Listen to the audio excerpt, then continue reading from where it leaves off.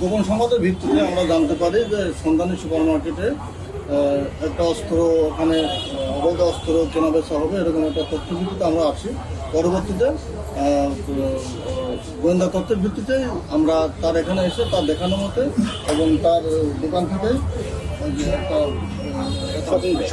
সম্পূর্ণের উপর রক্ষিত একটা শপিং ব্যাগ, 88 টাকা একটা শপিং ব্যাগের উপর থেকে এটা আমরা উদ্ধার করে আসি, তল্লাশি করে উদ্ধার করি এবং পরবর্তীতে তার নাম ঠিকানা জিজ্ঞাসা সে সে নিজেকে আলে বলে পরিচয় দেয়। এই বিষয়টা আমরা অভিযোগ কর্মকর্তাকে অবহিত করছি এবং আমাদের আইনানুগ ব্যবস্থার বিষয়ে আমরা সেটা